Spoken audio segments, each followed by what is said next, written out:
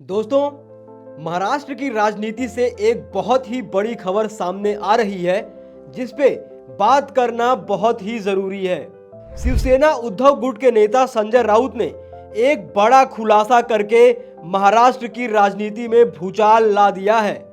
महाराष्ट्र चुनाव के बाद से ही एकनाथ शिंदे और देवेंद्र फडणवीस के बीच रिश्ते ठीक नहीं हैं और इनके बीच का विवाद समय समय पर सामने भी आता रहता है। भले ही महायुति के नेताओं द्वारा ये बयान दिया जाए और कहा जाए कि एकनाथ शिंदे और देवेंद्र फडणवीस के बीच कोई कोल्ड वॉर नहीं चल रहा है, पर एकनाथ शिंदे अपने अपमान को भूलने के लिए तैयार नहीं हैं और अपने अपमान का बदला लेने के लिए एकनाथ शिंदे अभी भी रणनीति बना रहे हैं।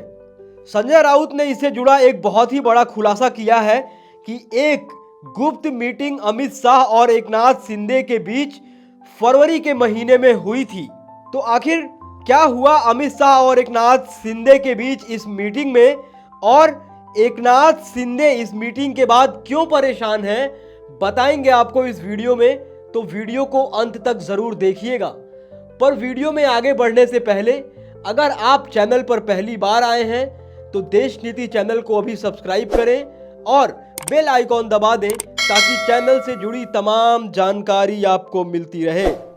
होम मिनिस्टर अमित शाह और महाराष्ट्र के उप मुख्यमंत्री एकनाथ शिंदे के बीच 22 फरवरी को सुबह 4 बजे एक गुप्त मीटिंग पुणे के वेस्ट इन होटल में हुई। ऐसा कहना है शिवसेना के उद्धव गुट के नेता संजय राउत का। संजय राउत ने खुलासा किया है कि इस मीटिंग में शिंदे ने होम मिनिस्टर अमित शाह से कहा कि इस सरकार में मेरी कोई इज्जत प्रतिष्ठा नहीं रह गई है। कल तक मैं मुख्यमंत्री था और आज मेरे सारे फैसले एक एक कर पलटे जा रहे हैं। एक बहुत ही बड़ा खुलासा संजय राउत ने किया है एकनाथ शिंदे और देवेंद्र फडणवीस के रिश्ते पर। देवेंद्र फडणवीस जब से मुख्यमंत्री बने हैं तब से एक एक कर वो न केवल शिंदे के मुख्यमंत्री रहते हुए लिए गए फैसलों को रोक रहे हैं बल्कि उनके खिलाफ जांच के आदेश भी दे रहे हैं। और बहुत सारे सूत्रों के हवाले से ये खबर भी आई है कि एकनाथ शिंदे पूरी तरह से देवेंद्र फडणवीस द्वारा बुलाई गई बैठकों से दूरी बना रहे हैं और उन मीटिंग्स में शामिल नहीं हो रहे हैं। संजय राउत ने खुलासा किया है कि इस मीटिंग के दौरान एकनाथ शिंदे ने एक बार फिर से खुद को मुख्यमंत्री बनाए जाने की बात कही और इसके बदले में जो जवाब अमित शाह ने दिया है वो जवाब बहुत ही ज्यादा हैरान करने वाला है।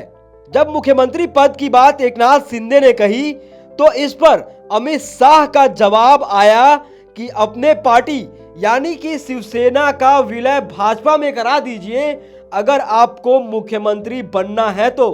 अमित शाह ने कहा कि बीजेपी के पास 125 से ज्यादा विधायक हैं, इसीलिए वो इस सरकार का नेतृत्व करने के लिए सही हकदार है। इस मीटिंग में एकनाथ शिंदे अमित शाह को वो डील याद दिलाते रह गए और कहते रह गए कि चुनाव तो मेरे नेतृत्व में लड़ा गया था।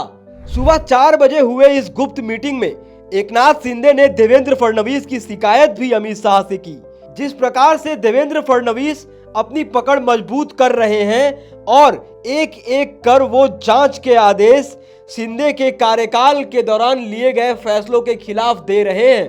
महाराष्ट्र के मुख्यमंत्री कार्यालय ने उन आरोपों की जांच शुरू करने को कहा है जिसमें आरोप लगाया गया है कि व्यापारियों को लाभ पहुंचाने के लिए एक रुकी हुई परियोजना को शिंदे के कार्यकाल में फिर से शुरू कर दिया गया। यह 900 करोड़ रुपए की एक आवासीय परियोजना है जिसे 2020 में रद्द कर दिया गया था। तत्काल सरकार ने घर बनवाने की परियोजनाओं को फिर से शुरू करवाया।